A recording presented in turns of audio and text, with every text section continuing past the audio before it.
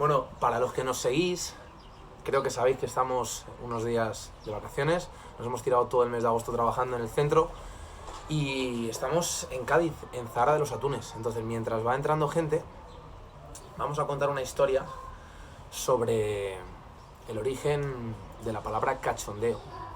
No sé si alguno lo conoce, no tiene nada que ver con esto, pero como estamos en Zahara de los Atunes y la palabra cachondeo viene de un río que baña esta zona, que es el río Cachón, pues bueno, os lo tenía que contar. Aquí hay un castillo cerquita, el castillo de la Almadraba, que es donde antiguamente la gente pues recogía el atún después de pescarlo. Los atunes son peces muy grandes y los despiezaban allí en la Almadraba. Entonces lo que hacían algunos, porque era un trabajo muy duro y supongo que mal remunerado por entonces, era coger y determinados atunes, creo que los que pesaban menos de 80 kilos, era coger y vestirlos de persona. Entonces los disfrazaban y tirando pues de la playa, supongo que el patrón o los duques o los jefes supervisores del proceso pues simplemente se pensarían que era una persona. ¿Qué hacían con esos atunes? Los llevaban a la desembocadura del río Cachón. Muchos ríos en la desembocadura reciben el sufijo deo. Entonces, la desembocadura del río Cachón era el cachondeo. ¿Qué hacían por la noche? Pues por la noche obviamente cogían esos atunes que habían robado o que habían vestido de personas, y en esa desembocadura, que tenía una forma un poco de escondite, pues es donde quedaban por la noche para disfrutar de esos atunes robados para sus fiestas y sus jolgorios. Y de ahí viene el origen de la palabra cachondeo, que viene de Cádiz, que yo no me lo creía, pero es así, y que bueno, que simplemente era una anécdota para hacer tiempo, para que se conectara un poquito más de gente, ¿vale? Os podéis ver luego el directo, porque va a estar 24 horas, si puedo lo subiré también. Y nada, pues simplemente que la primera parte no tiene nada que ver con entrenamiento ni nada con lo que quizás os atrae a esta cuenta o a este directo, pero que os lo tenía que contar porque estamos en un sitio en el que, pues por decirlo de alguna forma, es el origen del cachondeo. Y si no es así, pues yo es lo que he encontrado, es lo que la gente, los autóctonos de aquí me han contado, y bueno, pues le tenemos que dar cierta credibilidad, por lo menos a nivel etimológico, cachondeo y el cachondeo. Así que nada, que si queréis cachondeo, que os vengáis aquí a Cádiz, a Zahara de los Atunes, que se está espectacular. No vengáis mucho, pues ya hay mucha gente, pero bueno, espaciados a lo largo de todo el año. Hace una temperatura brutal durante todo el año, así que creo que podéis venir durante todo el año, no tiene que ser en pleno agosto, que es cuando más gente hay, cuando más se satura todo, ¿vale? Vamos a ver cuántos estáis. Si queréis responderme alguna pregunta, me meto desde aquí. Vale, estáis 20 personas. Ok, vale, vamos a colocar un poquito más centrado esto. Genial, vale, pues vamos a empezar con los tres temas, ¿vale? Hay uno de los temas que hablaba de los pies, ¿verdad? Otro de la estabilidad central y otro de ejercicios monoarticulares, como por ejemplo un ejercicio del que habló hace no mucho Iván Gonzalo, el CEO de Elements, que era un curl de bíceps con barra olímpica, con mucha carga, hasta el punto de que, bueno, varios son los deportistas que en ese ejercicio pues han tenido la mala suerte de sufrir una rotura, una desinserción o rotura parcial o rotura total, habrá de todo, del bíceps braquial. Entonces, pues quería hablar un poquito de cada una de las partes. Supongo que hay partes que os interesarán más y partes que os interesarán menos, pero igualmente creo que es importante, porque aunque haya gente que le interese y no esté aquí viéndolo, pues vosotros podéis ser embudo de la información. Solo vamos a hablar de aspectos prácticos, no me voy a meter mucho en temas a nivel de evidencia científica, me voy a meter más en temas relacionados con la práctica empírica, lo que yo veo en el día a día.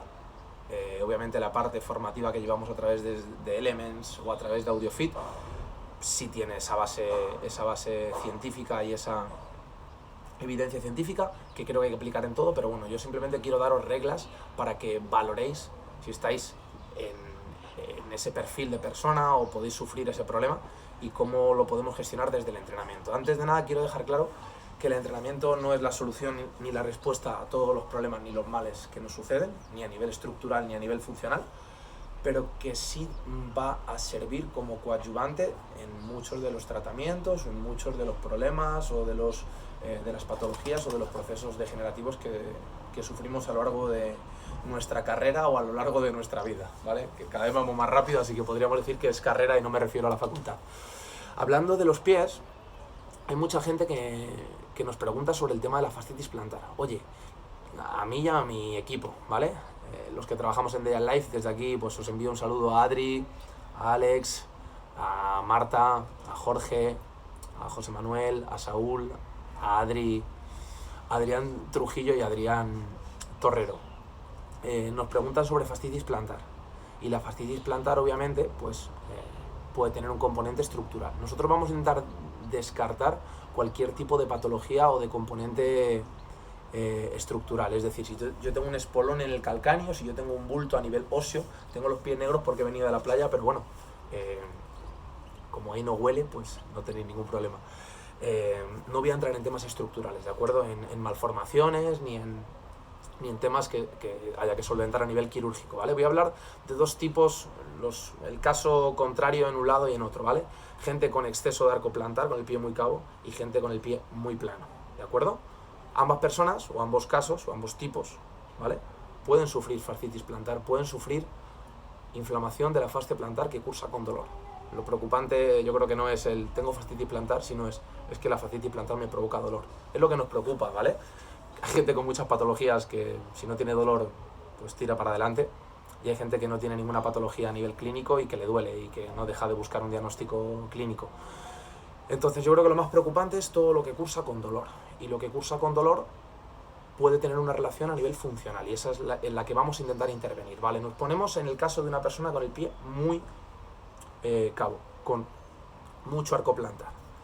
Esa persona, ¿cómo tiene que intervenir? ¿Tiene que intervenir con la típica recomendación estándar que se da de realizar ejercicios de flexibilidad o ejercicios de fortalecimiento? No, porque lo que para el que necesita el pie plano es imprescindible, para el otro quizás es justamente lo contrario. Alguien con el pie plano, o sea, con el pie, perdón, cabo, vamos a empezar por eso, alguien con el pie muy curvo, lo que va a tener es normalmente un exceso de tono a nivel del tríceps sural. Va a tener mucho tono en la musculatura del sóleo, mucho tono en la musculatura de los gemelos, que al final le llevan a mucho tono a nivel facial, y mucho tono en el tibial posterior, que es el músculo que provoca la inversión del pie. Es decir, no solo penséis en el pie como una estructura, un músculo que se mueve en flexión y en extensión, sino que también lleva implícito un componente de inversión y eversión, o de supinación y pronación, si habláramos de la mano. Entonces, ese tipo de personas lo que deberían es flexibilizar ese sóleo, flexibilizar ese gemelo y flexibilizar ese tibial posterior. Obviamente hay que analizar cuál es el que más le falta. El que más restricción de movimiento tenga, pues es el que más va a necesitar flexibilizar. Si yo con la rodilla en flexión tengo poca dorsiflexión, pues va a incidir el sóleo. Si yo con la rodilla en extensión tengo poca dorsiflexión, va a tener más que ver con el gemelo, con los gastrocnemios, ¿vale? Y si yo tengo poca eversión del pie, obviamente es que tengo una musculatura del tibial muy tónica. La parte de flexibilidad es la que primeramente hay que intervenir, ya sea con liberación miofascial o con movilidad, y luego reforzar la musculatura antagonista. Estas personas no van a tener una buena dorsiflexión en términos generales, con lo cual reforzar todo el tibial anterior, que es el músculo que de forma activa se usa para esa dorsiflexión, va a ser un recurso añadido a tener en cuenta, aparte de liberar todos los días, tanto antes como después del entrenamiento, esa musculatura del tendón aquileo. Y deberíamos reforzar en este caso también la musculatura peronea, ¿vale? Hablamos del otro caso, las personas con el pie muy plano. Pues creo que a estas personas no les va a venir demasiado bien estar flexibilizando constantemente y liberando constantemente esa musculatura posterior, porque lo que les falta es tono, es decir, no tienen un buen core foot, no tienen una buena musculatura de la planta del pie y por lo tanto necesitamos reforzarla. ¿Qué puede ser que tengan muy tónico estas personas por la colocación del pie y por el uso que al final desarrollan en su día a día? Quizás tengan muy tónico la musculatura del tibial anterior y la musculatura peronea, con lo cual habría que primero liberar toda esta musculatura para permitir que el pie empiece a jugar en inversión y en extensión, ¿vale? Que el pie pueda empezar a extender, porque si no tengo buen tono aquí, obviamente no soy capaz de extender. Si tengo un pie plano ahí, podré realizar a lo mejor una acción de dorsiflexión, pero me va a costar mucho extender. Así que una vez que hayamos flexibilizado y liberado, pues lo contrario a las personas con el pie muy cabo. Tenemos que reforzar sóleo, tenemos que reforzar gemelos y tenemos que reforzar tibial posterior, que es el que realiza la inversión del pie. Hay un dedo que es muy importante para tener en cuenta o que nos sirve mucho como detector de qué es lo que ocurre en mi planta del pie. Ya no solo analizar cómo es mi huella, obviamente una huella muy plana o una huella muy amplia es que tengo el pie muy plano o que tengo un pie bueno, pero bueno, en términos generales hablamos de fascitis plantar, de que es una persona que tiene problemas, ¿vale? De que va a tener exceso o defecto, va a tener un desequilibrio. O una persona que tenga una huella del pie muy en L. Tenemos que analizar qué hace el dedo gordo del pie. Si somos capaces de jugar, y son dos ejercicios muy sencillos, mirad, me pongo aquí al lado para que lo veáis.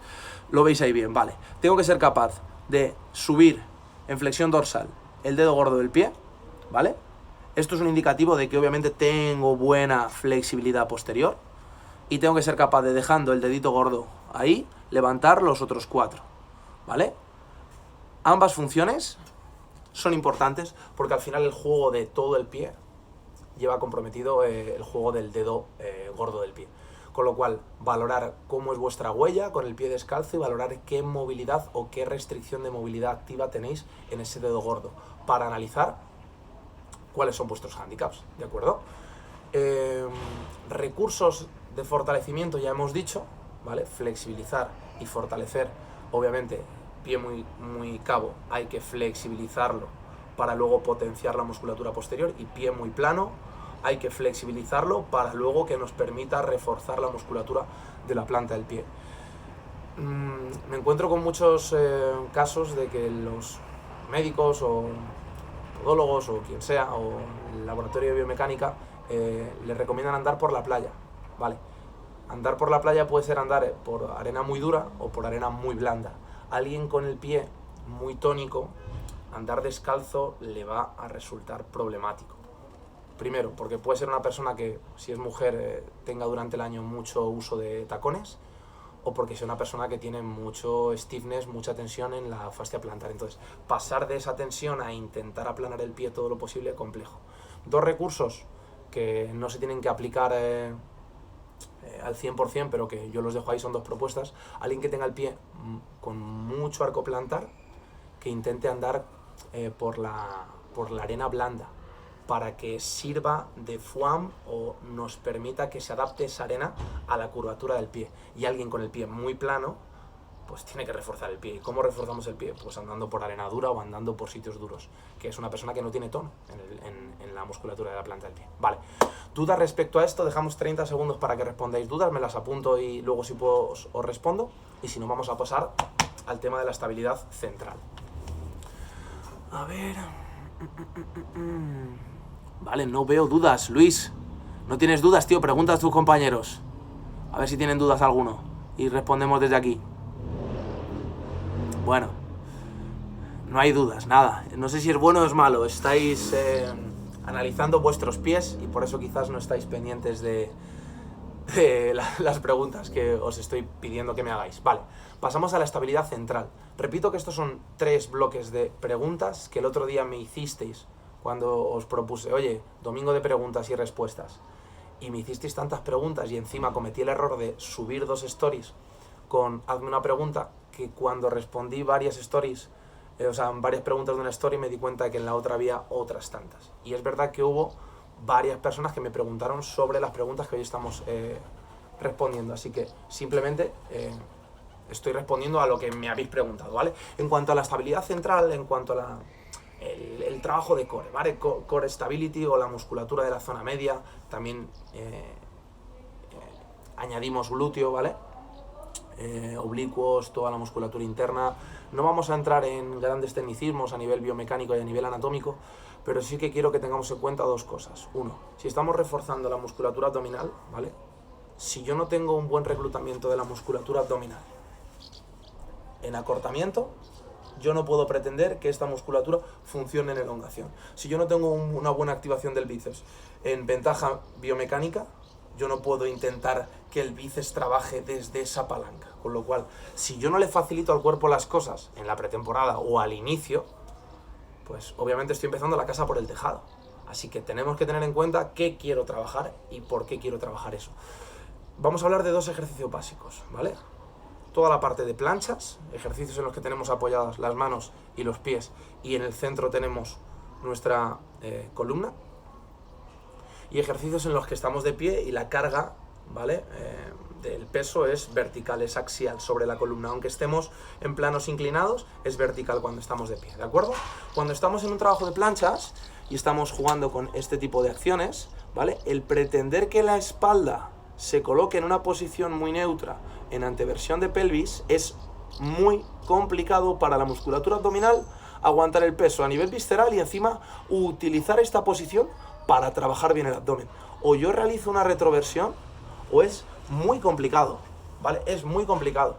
Está muy bien aplicar la evidencia científica y las escuelas de McGill sobre la neutralidad de las curvaturas y la neutralidad fisiológica de la espalda, pero también está evidenciado que si yo realizo una retroversión, una coactivación de abdomen y glúteo, ¿vale?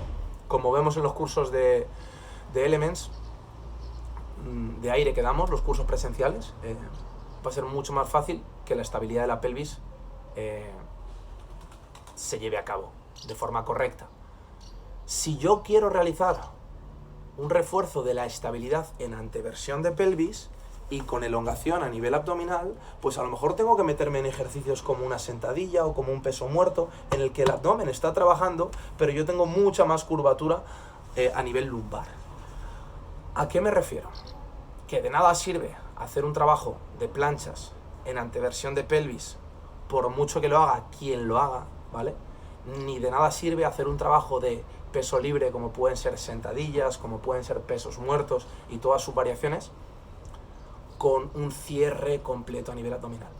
¿Por qué es una incongruencia? Porque la musculatura no va a facilitarnos las cosas si no la usamos correctamente, y creo que tenemos que tener en cuenta que ambos ejercicios son ejercicios de estabilidad, pero hay que aplicarlos de forma correcta, ¿vale? Cuando esté trabajando planos horizontales, tengo que tener en cuenta qué genera la carga a nivel pasivo y qué tengo que realizar a nivel activo, y cuando esté en un trabajo vertical, pues tengo que pensar qué está llevándome a cabo, cuál es el riesgo cuando tengo una carga axial. Nos asusta mucho hacer una plancha sin mantener la neutralidad de la espalda, pero no nos asusta mucho hacer una sentadilla con una reducción de la lordosis, vamos a dejarlo en reducción de la lordosis fisiológica a nivel lumbar. Y creo que es importante tener en cuenta ambas. Si entráramos en términos de ayudas externas, pues obviamente la ayuda de un entrenador en una plancha, de alguien que no lo controle, va a ser imprescindible, y la ayuda de un cinturón de estabilidad para aumentar la presión intraabdominal cuando trabajamos con cargas por encima del 85% de nuestra 1RM, pues también va a ser justificable. Así que creo que ambas opciones las tenemos que implementar, ¿vale? No sé cuánto tiempo llevamos, ni si tenéis más dudas. Vamos genial de tiempo. Para lo que me enrollo yo normalmente, no vamos nada mal, ¿vale? A ver, ¿andar de puntillas ayuda a potenciar el gemelo? Sí, obviamente. Andar de puntillas va a ser un ejercicio que puede potenciar el gemelo, que puede potenciar el sóleo y que puede potenciar la fascia plantar. Ahora la pregunta es, ¿necesitamos andar de puntillas? ¿Tenemos un pie muy plano? Porque a lo mejor en lugar de andar de puntillas en el que la musculatura está en isometría, es decir, estamos solo trabajando en una posición estática, no le estamos dando el juego completo al pie, a lo mejor es un recurso mucho mejor realizar flexiones plantares de pie. De hecho, flexiones plantares de pie o extensiones a ponerme de puntillas de pie a una pierna, ¿vale? Es un ejercicio que creo que poca gente utiliza, que está muy infravalorado, que uno de los formadores, pues que creo que más me ha influenciado, que es Héctor García, es un fenómeno a nivel de biomecánica de todo el cuerpo y sobre todo de biomecánica funcional del pie. Y él es una persona que aboga muchísimo por el refuerzo de toda la musculatura de la planta del pie a nivel unipodal. ¿Por qué? Porque como él dice, ¿vale? Yo esto, lo que dice un profesional, pues no voy a robarle sus palabras, lo dice él, entrenar la musculatura de los pies a una pierna es algo tan útil a nivel funcional como que nos pasamos la vida en apoyo unipodal. Cuando andamos estamos todo el rato a un pie, a un pie, a un pie. Cuando subo una escalera voy a un pie, a un pie. Cuando corro voy a un pie y encima saltando a un pie. Y os daréis cuenta que una persona mayor que va perdiendo su función seguramente mantenga una función a 2 piernas, aunque le cueste, pero si ya le pides que ese mismo peso que controla con dificultades a 2 piernas lo haga a una pierna, y es cuando viene la dificultad. Entonces, ese es el problema, que necesitamos función de piernas, pero a una pierna. Con los brazos, oye, con que manejemos el peso de nuestro propio cuerpo con ambos brazos, ya tenemos garantías de tener autonomía. Pero con las piernas no es lo mismo. Con las piernas deberíamos ser capaces a una pierna de manejar nuestro peso, tanto en subida como en bajada, ¿vale? Porque obviamente la musculatura de las piernas no está diseñada para lo mismo que la musculatura de los brazos. O sea, ni tiene el mismo tamaño, ni tiene la misma distribución de fibras musculares, ni obviamente tiene los mismos recursos, ni el mismo potencial. Así que, oye, importante que lo tengamos en cuenta, y si somos capaces de hacerlo a 2 pies, a ponerse a entrenar a un pie. Más preguntitas. Aldea Linda se ha unido. Pues, hola, Aldea, ¿cómo estás? Más cositas. ¿Tenéis dudas respecto a estas últimas partes? Hemos hablado sobre, para los que lleguéis ahora, hemos hablado sobre la fascia plantar, sobre fascitis plantar, cómo podemos mejorar una disfunción que puede cursar con dolor, ¿vale? A lo mejor mejoramos la disfunción y el dolor permanece, pero os puedo decir por experiencia que si hay relación entre dolor y disfunción y esa función mejora, no sé, algo me dice que el dolor también va a mejorar. A lo mejor no se reduce a 0, pero oye, si yo estaba en un dolor de 7 que me impedía hacer mi día a día y ahora estoy en un 2, ostras, los medicamentos tampoco son infalibles, ¿de acuerdo? Y a veces son necesarios. Más cositas. Bueno, entramos en la parte final sobre entrenamiento. A ver, ¿cómo hacer el pino? Pues con las manos normalmente hay que hacer el pino, porque con la cabeza hay más riego para el cuello y ya sería pino de cabeza, entonces no es pino como tal. El handstand, al final la traducción anglosajona es apoyo de manos, así que hay que hacerlo con las manos. Y hay que hacerlo practicando, teniendo una buena movilidad glenohumeral, es decir, tenemos que tener estos ángulos muy bien adquiridos, y si no los tengo, pues tengo que hacer un calentamiento y una preactivación de la leche. Y luego pues tenemos que reforzar mucho esa dorsiflexión de la palma de la mano y la estabilidad central. Y practicar y practicar. Practicar con esfuerzo, ¿vale? Es verdad que está muy de moda, me acerco un poquito más porque quiero que me veáis, está muy de moda hablar de terminar la siguiente acción. Tienes que ponerte a la acción. De hecho, llevo tatuados en los tobillos, ¿vale? Una frase de una canción de Elvis Presley que dice: a little less conversation, a little more action. Es decir, vamos a hablar menos y vamos a actuar más. Aquí estamos hablando, pero bueno, yo me estoy moviendo y estoy interactuando con vosotros. Pero sí es verdad que creo que hay cosas que no es solo actuar. Yo si quiero aprender inglés, no solo tengo que ponerme voy a ponerme a estudiar inglés. Quiero hacer el pino, voy a ponerme a practicar el pino. No. O yo me esfuerzo en ese estudio de inglés y en ese aprendizaje y soy constante, o me esfuerzo en el pino y soy constante, o vamos jodidos. Tendemos a pensar que todo es cuestión de planificación única y exclusivamente, y dejarme que os diga que no. Claro, si yo no llego a la acción y no me planifico, voy jodido. Vale, pero una vez que ya me he planificado y he llegado a la acción, se nos olvida algo. Es como si quiero mejorar mis hábitos nutricionales. No, solo es planteármelo y ponerme a ello. No, es planteártelo, ponerte a ello, ser constante y esforzarte en ello. Es que no va a ser fácil, ¿vale? Entonces, o abrazáis la incomodidad y el esfuerzo, o ningún proceso en la consecución de ningún objetivo va a servir. Ni estas recomendaciones. Yo las puedo llevar a cabo. Oye, no me funciona, Josué. Bueno, ¿cómo las estás haciendo? Yo aquí os estoy explicando el qué tenéis que hacer, ¿no? Pero el cómo tenéis que hacerlo es más complicado. Es por eso yo me dedico a trabajar de forma presencial con las personas, porque ahí es donde les explico cómo tienen que llevarlo a cabo. Y ahí es donde se dan cuenta de que lo que hacían ellos, pues nada tiene que ver con lo que hacen con nosotros. Pero bueno, en ese cómo está la calidad, y al final, pues para eso creo que hay profesionales muy buenos, tanto dentro como fuera del sector de de las ciencias del ejercicio y que os podéis poner en sus manos y en las manos de cualquier profesional relacionado con la salud. Última parte, no sé si me estará viendo gente del equipo de Elements, no lo sé, pero el otro día trataron un tema controvertido y bueno, pues yo me sentí identificado primero porque pues he cometido el error, he hecho la burrada de haber conseguido llevar a cabo un curl de bíceps con barra con 90 kilos. De hecho, mi compañero Jorge y bueno, Jesús Ortiz, que no sé si me estará viendo también, pero estaban entrenando conmigo ese día, hicimos la burrada de hacer un curl de bíceps con 90 kilos a una repetición, no teníamos más fuerza para hacer más. Y si en algún momento en mi vida he estado cerca de romperme el bíceps, pues ha sido en ese momento. Entonces, es cierto que introducir métodos de entrenamiento de fuerza máxima en ejercicios monoarticulares creo que es un error, ¿vale? Es un error porque la distribución de las cargas no se va a ver distribuida, equilibrada, de forma equitativa y no se va a repartir el esfuerzo. Por eso los ejercicios de fuerza se denominan ejercicios globales, ejercicios multiarticulares o antiguamente se denominaban ejercicios estructurales, porque son ejercicios que tienen un componente de flexoextensión, por ejemplo, de abducción-aducción, pero sobre todo son palancas de flexoextensión, palancas sencillas, en el que se combinan 2 o 3 palancas. Por ejemplo, una sentadilla pues tiene, analizando palancas simples, tobillo, rodilla, cadera. Ya no entramos en toda la musculatura del tarso, no.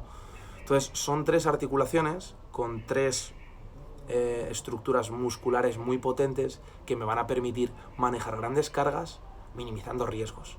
Si yo eso lo llevo a cabo a un curl femoral o a una extensora de cuádriceps, ahí es donde puedo correr un riesgo para la musculatura o para la estructura tendinosa de los isquiosurales o del cuádriceps y del recto anterior del cuádriceps y de la zona patelar. Con lo cual, creo que coger metodología de entrenamiento de fuerza a nivel estructural y pasarla a ejercicios monoarticulares puede ser muy chulo, un reto, un pique de la hostia, pero ni nos va a reportar grandes beneficios y nos está poniendo en grave riesgo la integridad de la salud de esas articulaciones.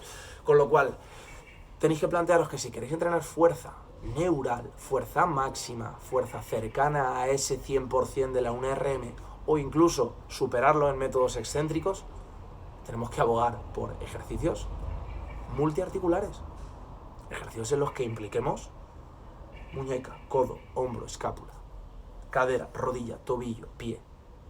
Por ejemplo, sentadilla, peso muerto, hip thrust, press de banca, dominadas, dips, remos, empujes. Todo eso, con buena técnica, tiene un componente de riesgo porque tenemos que saber que cuanta más intensidad, más riesgo inherente va a tener la propia actividad. Pero también tenemos que darnos cuenta de que esos son los medios y de que esas son las herramientas para mejorar a nivel neural. Son ejercicios básicos fundamentales, pueden ser aburridos, pero el proceso es tan largo que creo que un proceso de mejora continuo prolongado en el tiempo no puede ser aburrido. Aburrido es cuando me estanco, y si me estanco obviamente es cierto que desmotiva a cualquier persona.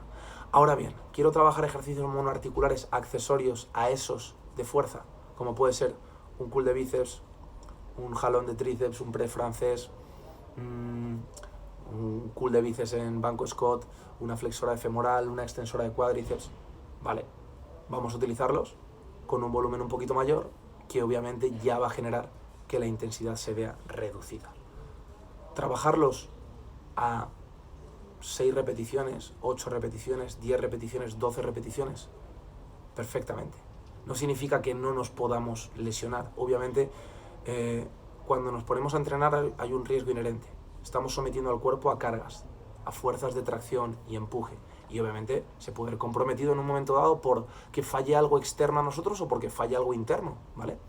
Pero obviamente si nos ponemos a hacer curl de bíceps aumentando las cargas en pirámide hasta acercarnos a la 1RM, pues obviamente la pregunta no es si me voy a lesionar, la pregunta es ¿cuándo me voy a lesionar? ¿De acuerdo? Entonces, cada ejercicio tiene una función, podemos utilizarlos de forma combinada, pero igual que no veo mucho sentido ponerme a hacer resistencia cardiovascular en sentadillas, no voy a hablar de escuelas de resistencia cardiovascular en sentadillas que empiecen por body y acaben por pump, o que empiecen por... bueno, ya las conocéis. Si quiero hacer resistencia cardiovascular, pues oye, me cojo un cicloergómetro y me pongo a pincho. Me va a decir los vatios, me va a decir el tiempo, me va a decir las kilocalorías. Si quiero resistencia cardiovascular, pues ya tengo una bici, tengo un remo, tengo muchos más recursos. Y si quiero trabajar fuerza, pues trabajo fuerza. Entonces no tiene sentido hacer sentadillas y peso muerto a 35 repeticiones, igual que no tiene sentido ponerme a hacer un curl de bíceps a 3 RM. Esa es, creo, que la opinión de una persona que lleva muchos años trabajando tanto dentro como fuera de los gimnasios, que sigo viendo en las salas de entrenamiento de las que muchos formáis parte vosotros, pues los dos errores más típicos. O únicamente el uso y la potenciación de esa parte cardiovascular, o empezar la primera parte del entrenamiento con un cardio de larga duración, craso error. Y el otro extremo, que es ponerme a trabajar fuerza máxima sin tener una base previa. Ahora bien, Josué, quiero trabajar fuerza máxima en un ejercicio monoarticular. ¿Por qué me recomiendan que me impulse un poco, o por qué el otro día recomendaban como recurso para evitar o para minimizar ese riesgo de lesión o reducir ese riesgo de lesión, hacer un pequeño impulso o un método del engaño? Pues muy sencillo, porque yo con ese pequeño impulso ya estoy repartiendo cargas en más estructuras articulares y estoy pasando de un ejercicio monoarticular a un ejercicio multiarticular. Así que si queréis hacer el burro con un ejercicio como el curl de bíceps, yo no lo recomendaría. Ahora que queréis hacerlo, hacerlo, pero cuando os pongáis a ello, no lo hagáis analítico. Intentar usar un poquito el tren inferior, usar un poquito las piernas, para que os permita repartir las cargas y ayudaros en esa subida. Ahora bien, esa inercia o ese swing tiene que tener un control, porque todo lo que hacemos con inercia, si encima no tiene un buen control de la estabilidad central, pues a lo mejor en lugar de joderme el bíceps, me jodo la columna lumbar, que yo no sé qué es peor. Si hacéis bien ese método del engaño, si hacéis bien esa ayuda, pues es un recurso más. Estáis transformando un ejercicio monoarticular en un ejercicio multiarticular. Y si en el gimnasio os miran mal, pues muy sencillo. Si os miran mal es porque estáis pendientes de cómo os miran. A mí me da igual cómo me miren en el gimnasio, y de hecho normalmente pensar que la ignorancia es muy atrevida. Si alguien se atreve a corregiros, ¿vale?, aseguraros de que os está corrigiendo bien, y si no, pues simplemente decirle, oye, creo que no tienes razón, porque yo cuando entreno en el gimnasio hay mucha gente que me viene a corregir, porque hago ejercicios a lo mejor poco convencionales y que les chocan, sobre todo ejercicios en los que meto componentes de rotación, pivotando pies, pero bueno, pues al final es gente que lo único que hace es entrenar a nivel amateur, que utiliza el entrenamiento como un hobby, y que bueno, pues como lleva muchos años, pues se piensa que lo sabe todo. Y oye, yo escucho y yo estoy dispuesto a aprender de cualquier persona, pero cuando me dicen, oye, creo que te vas a hacer daño, pues ahí es cuando yo le digo, oye, pues creo que no me voy a hacer daño. Pero bueno, esos son temas ya que viviréis individualmente cada uno en su contexto, en su gimnasio, en su sala de entrenamiento o en su centro, y bueno, que es el pan de cada día. Aún así, cada uno a donde llegamos, a esas poquitas personas, pues intentamos cambiar, aunque sea nuestro entorno, para que vaya poco a poco cambiando la globalidad de este campo y de este mundo tan bonito como es el campo del entrenamiento. No sé si tenéis más dudas, chicos, chicas, porque vamos a cortar sino aquí. Pues son las 9, hemos dicho media horita. Voy a dejar 30 segundos por si queréis preguntarnos alguna duda más. Y si no, pues vamos a chapar el chiringuito. Os agradezco muchísimo a todos que hayáis estado ahí. Creo que son temas interesantes, sobre todo haciéndome preguntas. No solo me permitís que os pueda responder, si me atrevo a responderos, que al final es también muy atrevido y osado responder algo cuando no tengo la verdad suprema de todo, ni de nada, pero me ayudáis mucho a mejorar haciéndome preguntas, así que de verdad es un placer para mí estar conectado con vosotros. Espero que si habéis aprendido algo en este directo lo compartáis con vuestros amigos, con vuestra pareja, con vuestra familia, y así conseguiremos que de un nicho pequeñito de personas, este grupito que estamos aquí casi petit comité, pues podamos llegar a más gente y podamos ayudar a más gente, que al fin y al cabo eso es lo bonito de mi trabajo y es lo que más me gusta. Aunque a la gente le suene muy tópico, sí, no trabajo en Cáritas, no soy neurocirujano ni salvo vidas, por desgracia, porque creo que es algo que tiene que ser precioso, pero sí creo que ayudamos a las personas, pues desde un opositor que sueña con superar unas pruebas físicas para entrar en el trabajo de sus sueños, a una abuelita que tiene problemas para levantarse y sentarse del sofá y quiere mejorar, a un deportista de alto rendimiento o una persona que quiere reducir su porcentaje graso. Así que, de verdad, gracias por estar ahí. Se nos hace de noche y vamos a cortar. Un besito a todos y a vuestra disposición.